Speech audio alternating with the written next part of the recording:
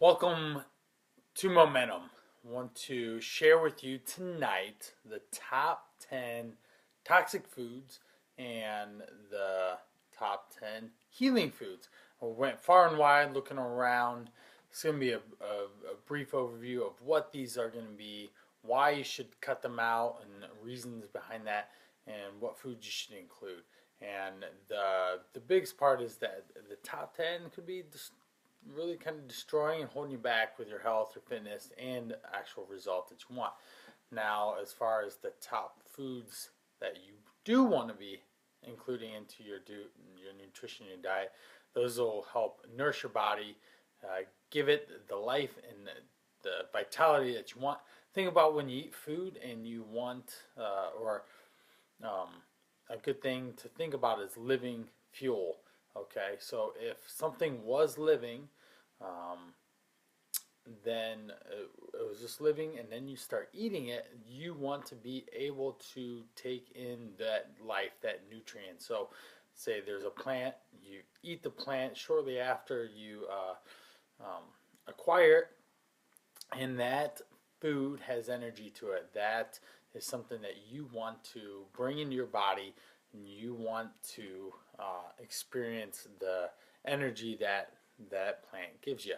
Whereas you go to processed foods that have been on a shelf forever, then you're not really going to get a lot of life from it. You're not going to get a lot of energy from it. It could be actually energy draining for you. So think about eating about 70% or more of your diet from living foods or recently living foods. Okay. Um, Now, when you end up eating some of these healing foods, we've got things such as a leaky gut, hormone imbalances, chronic inflammation, and other health conditions that can really kind of become resolved from what you are dealing with. So, even heart conditions such as with your cholesterol or your HG, blood, LDL and HDL, your high and low lipid profiles, um, and really when we have these high healing foods, they're packed full of nutrients, nutrition, and they're going to really kind of help uh, basically be medicine for your body, which is a fantastic thing for you to be including. Now, when we look at the toxic 10, what we're going to be looking at is number one, vegetable oils. Okay. Now, there was a time back in our history when, like, my grandma, she switched from butter to vegetable oils because at the time they thought the saturated fats in the butter were harmful to the health, and because the oil was produced from vegetables, that it was naturally better. Well, we find that is not the case these days, so it's something that we want to make sure that we're staying away from. Okay, um, vegetable oils are found in restaurants, especially particularly fast foods if fried. They're hidden in a lot of packaged foods as well. And it could even be healthy foods, and so those will deter you. And the reason why vegetable oils are an unhealthy, toxic food is that they are unstable oils. They oxidize, specifically with heat as well. So, if something is antioxidants bring youth to the body, oxidation brings wear and tear to the body. So the more oxidation that we experience, the more inflammation we get, the more chronic illness we get, and ultimately that ends up being a bad thing for our bodies because we start feeling old, we start looking really old, and it is not a good thing. So again, vegetable oils um, are something we want to stay away from. That unstable oxidation itself ends up causing inflammation. It ends up causing chronic inflammation of the arteries. It can cause gut inflammation where we actually have physical issues going on in the gut with the gut flora, the probiotics, and whatnot found in the gut. You age faster, thank you, and then you also experience some some joint pain. So oxidation is something we don't want, and we want to get into stay with that the uh, antioxidants. Okay, and those are usually found in greens and other very life-giving type foods.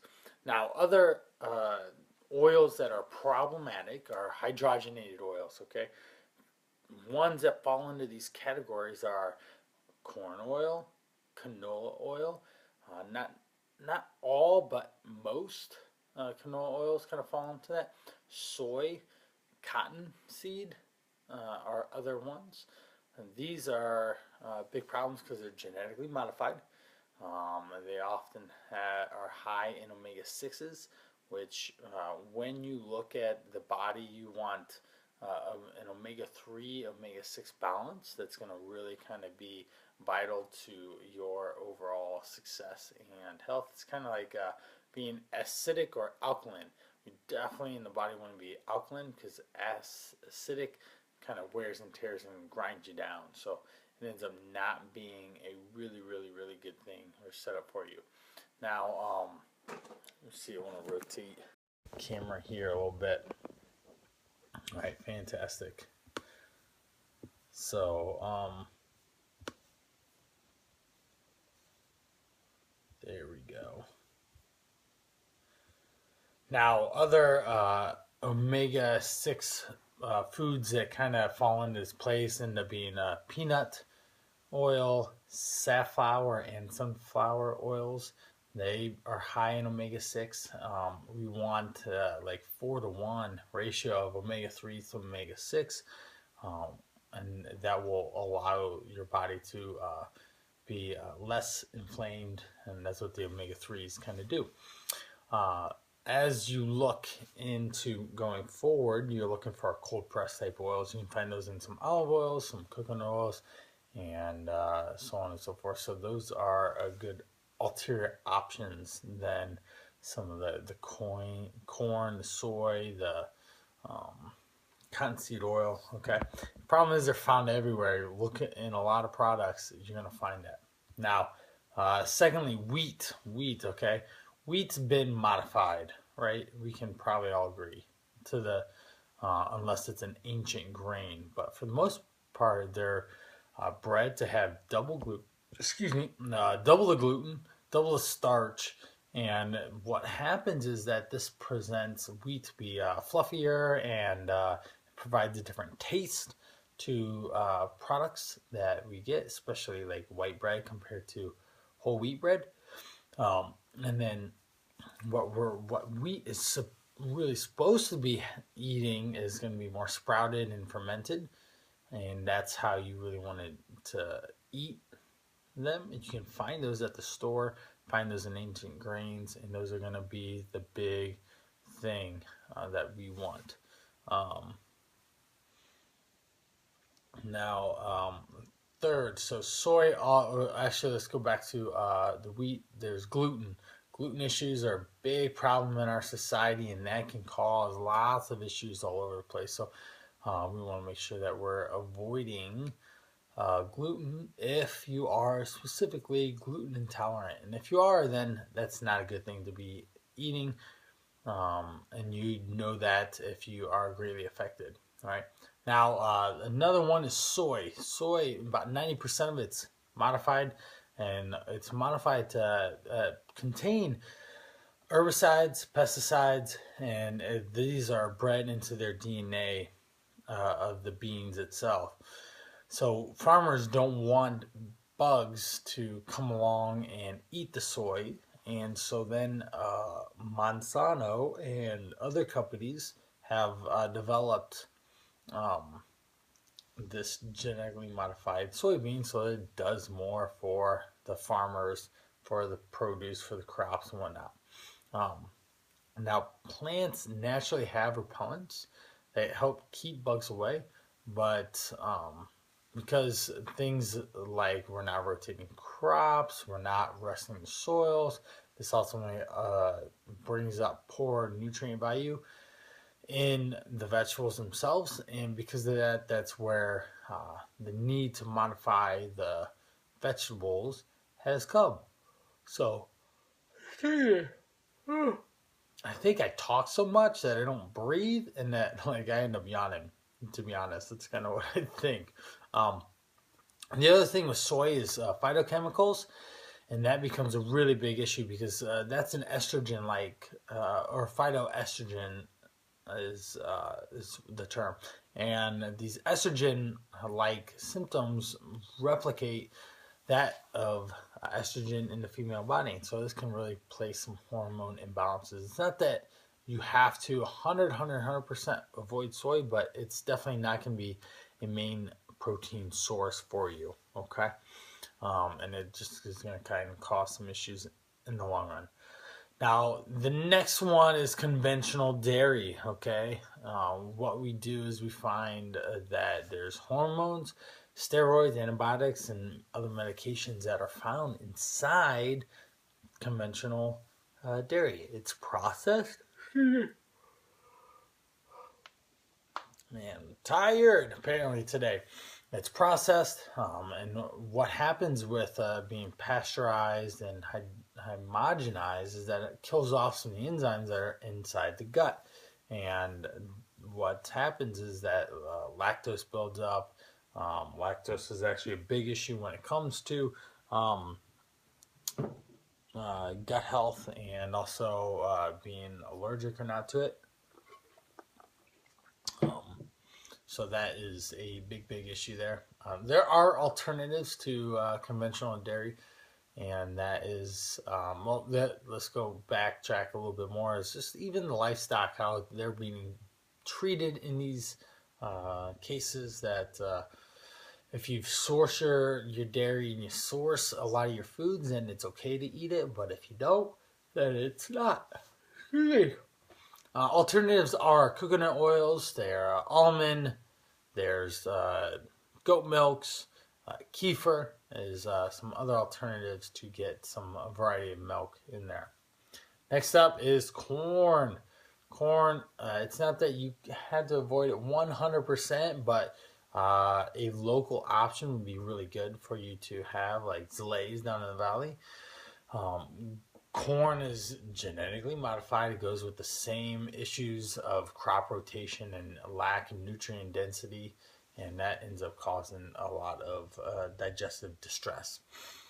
The next one following corn is going to be conventional meats, or let's backtrack to corn again. It's found in a lot of products as a filler as well, and that's not going to work for you. So, and high fructose corn syrup, they've adapted that to fill in as a sweetener. That and the industry will try and tell you that it's not that it's okay, it's healthy, but in all actuality, it's super sweet. It is it's going to mess up your the the fructose that goes into the liver, and it's going to have problems processing through the liver, and it's just not a good thing to be putting into the body is high fructose corn syrup. Next up, conventional meats. So this is livestock, and then the livestock, guess what? They're being fed corn and soy for a lot of corn, soy, wheat to grow them, and they also have hormones, steroids, and other antibiotics. So think of your cows that are locked up in stocks and are just kind of bred to produce milk or to is turned out as for beef. Okay. With their food sources, they end up ultimately being rich in omega 6s, which aren't good. And when we go into a grass fed type, more organic and farm raised type cow, free range type setup, that the cows eating grass are going to be way higher in omega 3s and going to be a lot better for the cow itself.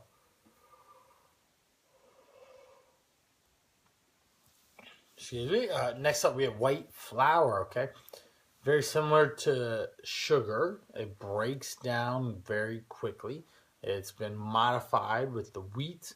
Um, it creates insulin issues, which can help get your cortisol out of whack and your body and your hormones get really far out of whack. This does not allow you to um, have success long term with your managing blood sugar and managing trying to lose body fat. So whole wheat flour, and you'd want to source that properly as well to make sure you're getting a good quality. A whole wheat flour is great. Okay. Next up, we have artificial sweeteners. Okay. These are not the best for you. You could get away a little bit with these, but if the more we can get rid of artificial sweeteners, the better. Why? One, they're everywhere. Two, they trick your mind into thinking that you are not full when you actually are. They can be neurotoxins. They cause cancer, brain tumors, and have been linked to some of those things in studies. So that is something that if we can get away from artificial sweeteners, the better. Okay. Um, Now, sucralose or what is sucralose? It is I can see it. I can't think of it right now. I can see it in my head, but very popular about 10, 15 years ago. Sucralose is used for baking, and man, I wish I would have wrote that down. I forget. Um, but what sucralose has a chlorine molecule that binds and is attached to it, and so what happens is chlorine actually will kill microbiome that's found in the gut, and that helps with gut digestion. And so ultimately, like if you're killing the microbiome in there, we're killing gut health. Okay, so artificial sweeteners is something you don't really want to be hanging around with a lot. You, Even like coffee, it's found in you can get this sugar-free uh, additives there as well. Now, sugar, we see sugar as a big, big issue. That's one of the first things you really want to kind of cut out of your diet and limit. Now, as a natural sugar fruit, that is okay. We do want to limit that, but in terms of that white cocaine-like substance, not cool. Chronic inflammation, cripples hormones, cripples your blood sugar, insulin, and it causes your chronic illness, and it is not a good thing. So sugar is very addictive and can get you. Now, rounding out the 10th one is going to be tap water. Now, surprisingly enough, it's a glass here and there isn't that bad, but if you're drinking it all day, every day, the fluoride can become a big issue. The chlorine in it can be an issue, as I just mentioned about the chlorine working against gut health. And so what you can do is grab a filter and filter your water. So things from you can find filters online, specifically like charcoal or carbon filters would be great to use to help get rid of any of those, filter out any of the bad type additives that are found in water. So now let's go to the healing 10, okay?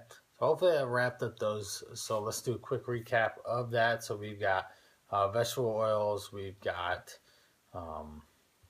wheat, we've got soy, we've got conventional dairy, corn, conventional meat, white flour, artificial sweeteners, sugar, and tap water, okay? Now, the Healing 10, I've scoured through these. For the most part, I do most of these. Some of them I have not necessarily gotten into, but have high remarks and standards inside the nutrition industry. So we'll dive into these. First one's gonna be kale. Okay, you can find other deep greens that are gonna be very productive of this as well, but they have a tons of phytochemicals and vitamins, and it kind of goes along with that living power.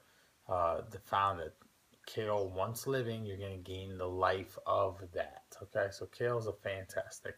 Next up is bone broth. Bone broth, super simple to make. Okay, you can get it as well, but if you just take some bones from either beef or from chicken, the livestock, so like we'll get a whole chicken, cook it up, and then put it into the bones and the skin and everything else, the remnants, into a crock pot. Fill that with a bunch of vegetable scraps, and then fill it with water and turn it on for about 3 days or so. That's going to really work wonders for you. My wife and I, we make it and we eat it, drink it regularly, or have it inside different foods that we have. So bone broth is a fantastic. It helps with amino acids, helps with leaky gut, helps heal your gut and heal your joints as well. So there's a lot of positive properties that are going on in there. Salmon is another one. So salmon, specifically wild caught for sure. Sockeye salmon is wonderful for you to be eating. Rich in omega-3 fatty acids, far better than your vegetable oil and conventional meat, which are high in omega-3. So having a lot of wild caught salmon with omega-3s is going to be a great way. And you can also supplement with omega-3s. You just need to make sure you find a good source of it, okay? Next up, blueberries. Yeah, tons of flavonoids, phytochemicals, and resveratrol, which help with, there's my alarm, help with gut health and everything that comes along with that. Now, next up would be flax seeds. Flax seeds, particularly grounded flax seeds, not necessarily whole seeds. They help cleanse the colon. They also have omega-3s in them, and that's a fantastic thing, as I just mentioned. Cruciferous vegetables, okay? This would be like broccoli or cauliflower. They're a hormone balancer. They perform really well cooked to help bring out the bioavailability of what's in it. And so broccoli, cauliflower are really, really good things to have. You should be having them quite a bit anyways. Liver, chicken or beef liver is a good way to do this. It has a ton of vitamin B, and it will really enrich your gut health. Kefir, it helps. It boosts probiotics. And the best source for it would be goats and sheep. So kefir is a good option. You find it in your dairy section of your grocery store. You can try it out, the fermented milk. And mushrooms, and there'll be one more after this. So mushrooms are great to boost your immune system, specifically like shiitake mushroom. If you were to mix it with like a bone broth and your mushrooms and garlic and onions and other herbs like oregano and even some ginger root, that really will kind of maximize boosting your immune system. Okay, so shiitake mushrooms are fantastic as well to help heal the body.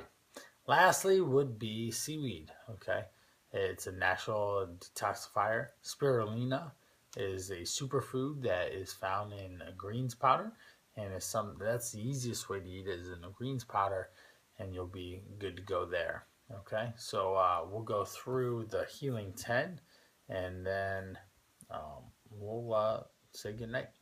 So the healing 10, we've got kale, bone broth, salmon, blueberries, flax seeds, cruciferous veggies like broccoli and cauliflower, liver, kefir, mushrooms, and seaweed. So that kind of rounds out the healing 10. So I hope you've learned something, and the more that we can get some of the toxic 10 out of the diet, getting away from vegetable oils, fast food type stuff, poor quality meats and vegetables, genetically modified,